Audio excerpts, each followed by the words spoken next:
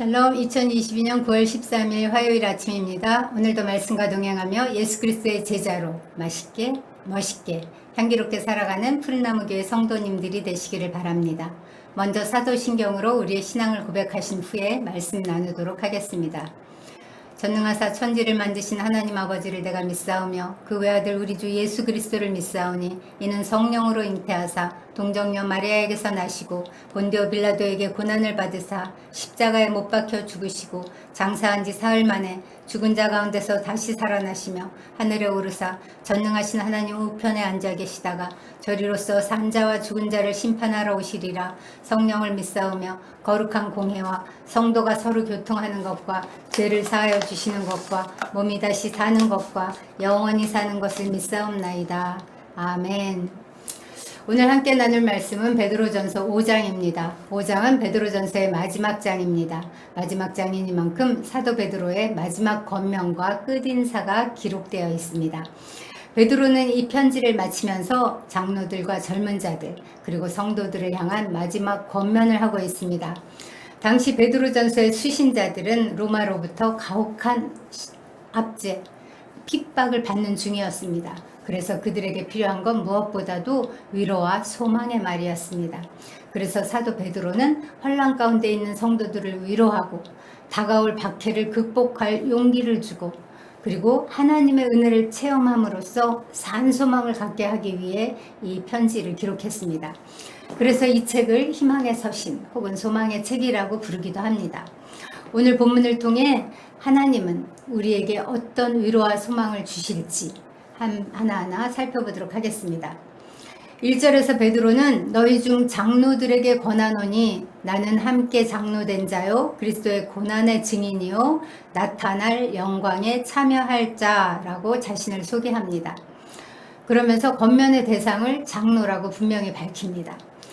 사실 베드로가 자기를 소개하는 이 말만 들어도 우리는 벌써 위로가 되고 희망이 생기는 것 같습니다. 베드로는 자신의 사도적 권위를 전혀 내세우지 않고 너희와 함께 장로된 자라고 겸손히 말합니다. 나는 너희와 같은 동역자로서 너희가 하고 있는 그 목양의 일이 얼마나 힘든지 그리고 또 얼마나 영광스러운지 충분히 이해하고 공감한다고 그렇게 말하고 있는 것 같습니다. 그러면서 자신을 그리스도의 고난을 직접 목격한 증인이요 그것을 증거할 책임을 부여받은 그리스도의 고난의 증인이라고 말합니다. 사실 베드로는 예수님의 놀라운 기적들을 직접 목격하고 체험한 사람이었습니다. 변화산에서 그 주님의 영광을 목격한 세 제자들 중에 한 사람이기도 했습니다. 그곳에서 그는 구약의 영웅 모세와 엘리야도 직접 만났습니다. 그럼에도 베드로는 자신을 이 엄청난 사건들의 증인이라고 말하지 않고 오히려 고난의 증인이라고 말합니다. 왜 그럴까요? 그리스도의 고난은 베드로와 깊은 연관이 있습니다.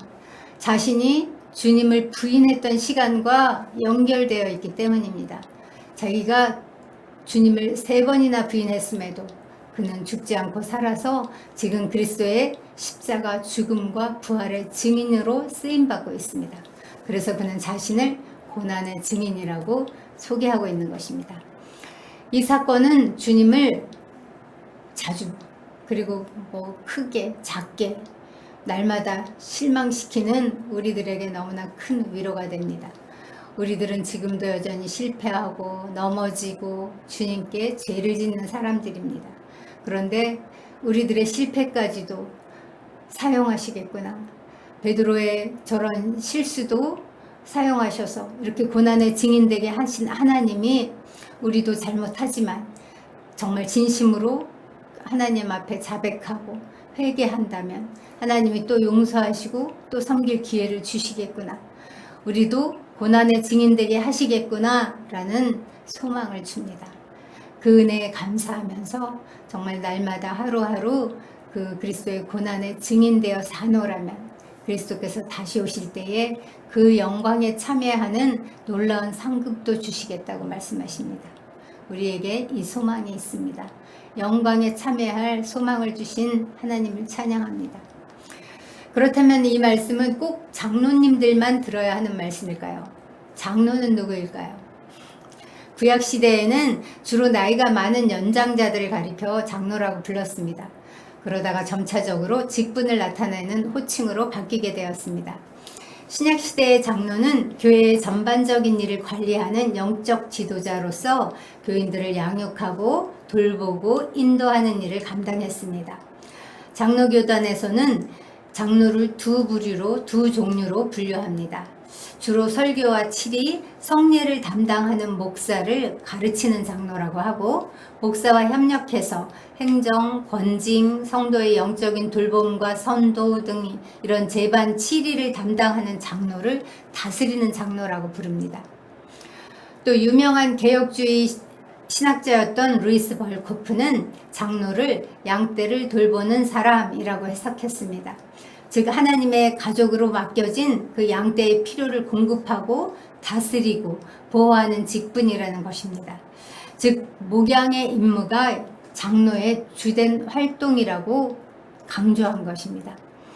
여기서 베드로가 말하는 장로 역시 단지 목사만을 말하거나 장로 직분에 국한된 것은 아닐 것입니다.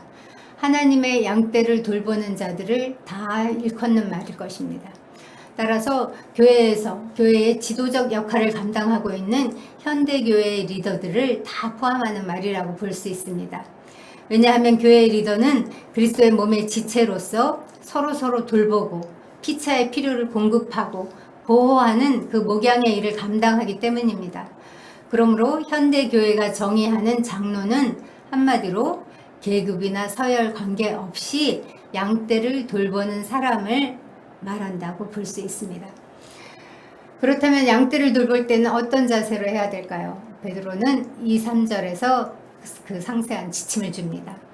너희 중에 있는 하나님의 양무리를 치되 억지로 하지 말고 하나님의 뜻을 따라 자원함으로 하며 더러운 이득을 위하여 하지 말고 기꺼이 하며 맡은 자들에게 주장하는 자세를 하지 말고 양무리의 본이 되라.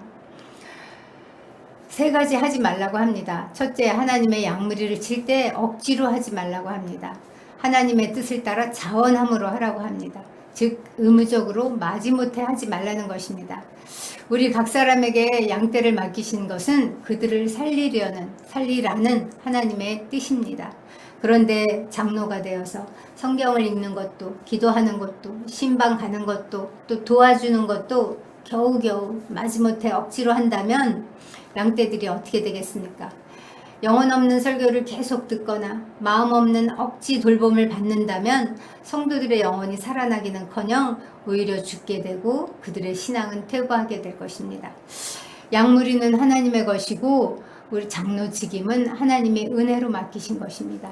다스리는 자세로 하지 말고 자원하는 마음과 겸손한 모습으로 모범을 보여서 목양에 힘쓰는 모든 장로님들이 되시기를 바랍니다.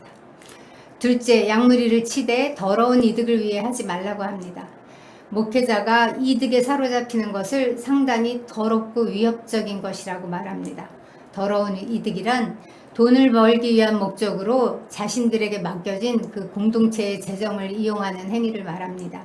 장로들은 자기의 사욕을 채우기 위해 공동체의 재정을 사용하거나 돈을 목적으로 직임을 감당하면 안 됩니다. 오직 하나님께서 주신 이 직분을 감당하기 위해 기꺼이, 즐거이, 감사하며 그렇게 헌신하는 자세로 임해야 할 것입니다. 셋째, 맡은 자들에게 주장하는 자세를 하지 말고 양무리의 본이 되라고 말합니다. 양떼를 돌보는 자가 항상 주의해야 할 것이 하나 있습니다. 언제 어디서나 교인들이 항상 장로를 눈여겨보고 있다는 사실을 기억해야 합니다.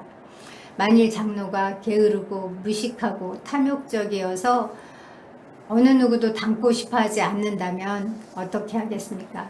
장로는 그 어떤 교인보다 더 경건하고 하나님 앞에서 거룩하고 온전한 사람이 되어야 합니다. 교인들이 장로를 볼 때 닮고 싶은 본이 되어야 합니다. 장로들의 언어 생활과 인품 그리고 경건의 모습을 담고 싶어 해야 합니다.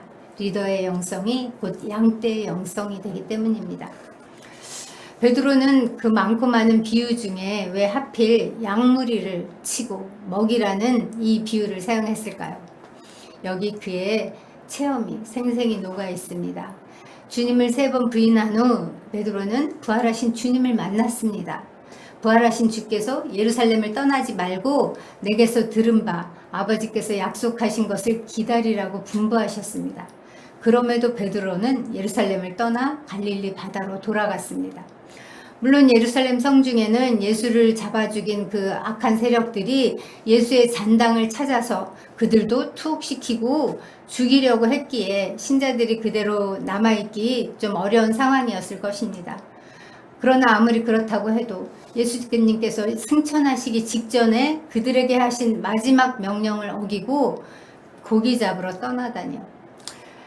그런데 주님은 또 어떠셨습니까? 포기하지 않으시고 그곳까지 추적하듯이 따라오셔서 베드로에게 요한의 아들 시몬아 네가 이 사람들보다 나를 더 사랑하느냐 3번이나 질문하셨습니다. 그때 베드로가 주여 그러하외다 내가 주를 사랑하는 줄 주께서 아시나이다 라고 면목없이 대답했습니다. 바로 그때 주께서 주신 대답이 내 어린 양을 먹이라 내 양을 치라 내 양을 먹이라는 것이었습니다. 모두 한결같이 목양에 대한 말씀이었습니다. 이는 양을 먹이는 것이야말로 장로의 궁극적인 사역임을 시사해 줍니다. 양떼의 영적, 육적 필요를 공급하는 것, 영적인 것을 먹이고 육적인 것을 먹이는 것, 이것이 장로의 사역입니다. 수천 년의 시간이 지났음에도 베드로 사도의 편지가 아직도 우리에게 힘을 주고 여전히 우리에게 소망을 주고 감동시키는 이유는 주님께서 직접 가르쳐 주셨던 그 목자의 교훈을 교회를 보살피는 장로들에게 그대로 생생히 전달해 주기 때문입니다. 우리도 예수님의 이 마지막 권면에 순복해서 신자들을 돌보고 그들의 필요를 돌보고 그리고 말씀을 가르치고 이렇게 목양에 힘쓰노라면 목자장이신 예수 그리스도께서 다시 오실 때에 우리에게 시들지 않는 영광의 관을 주시겠다고 약속하십니다. 이 어떠한 위로입니까? 우리에겐 영원히 쇠하지 않는 영광을 받게 될 소망이 있습니다. 이어서 베드로는 젊은 자들을 향해 권면합니다. 하나님의 은혜를 갈망하는 젊은 자들은 반드시 하나님의 능하신 손 아래서 순종과 겸손을 배우라고 말합니다. 하나님의 능하신 손은 자기 백성을 구원하시고 악한 자를 심판하시는 손입니다. 하나님은 당신의 그 능하신 손을 의뢰하지 않고 자기의 능력만을 의지하는 것을 교만이라고 말씀하십니다. 반면에 하나님의 능력을 의지하는 것을 겸손하다고 하십니다. 하나님은 교만한 자를 대적하시고 겸손한 자에게는 은혜를 베푸십니다. 또 젊은 자들에게 염려를 다 주께 맡기라 이는 그가 너희를 돌보심이라 라고 권면합니다.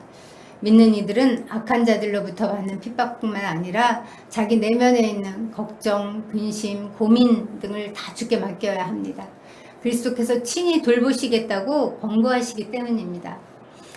주께서 이렇게 권고하시는데도 왜 우리는 염려를 주께 맡기지 못하고 스스로 짊어지고 수고하며 사는 것일까요?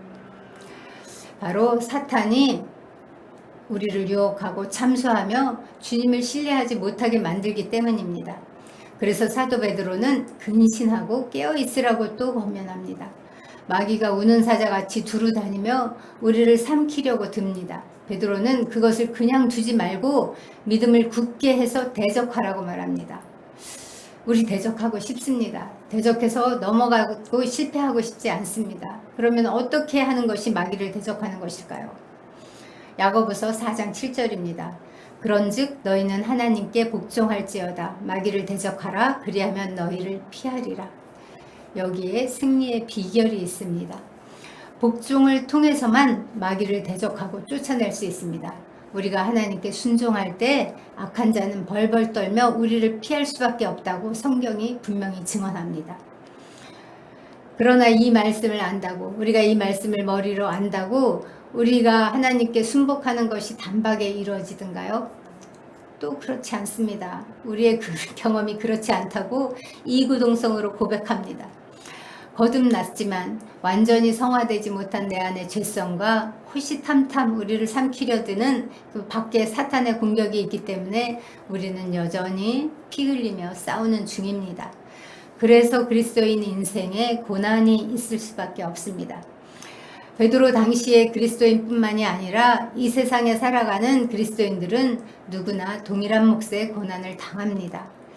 베드로는 행여 고난 때문에 성도들이 낙심할까봐 고난 중에서도 소망과 위로를 얻을 근거를 제시합니다. 하나님께서 그리스도인들에게 어떤 일을 행하시는지를 자세히 설명해 줍니다. 10절입니다.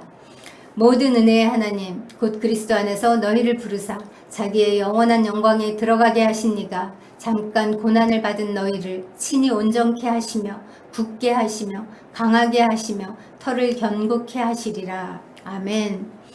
베드로는 하나님을 모든 은혜의 하나님이라고 부릅니다. 저는 이 이름이 너무나 좋습니다. 모든 은혜의 하나님이란 그리스도인들이 당하는 모든 고난 중에서도 하나님께서 특별한 도우심으로 은혜를 베푸신다는 뜻입니다. 이 이름은 우리가 어떤 고난 가운데 있어도 하나님께서는 그 모든 상황에 맞는 은혜를 베풀어 주시겠구나 라는 소망과 위로를 줍니다. 그리스도 안에서 우리를 부르신 하나님, 자기의 영원한 영광에 들어가게 하신 하나님, 그 하나님이 잠깐 고난을 받은 우리를 온전케 하시며 굳게 하시며 강하게 하시며 털을 견고하게 하시겠다고 말씀하십니다.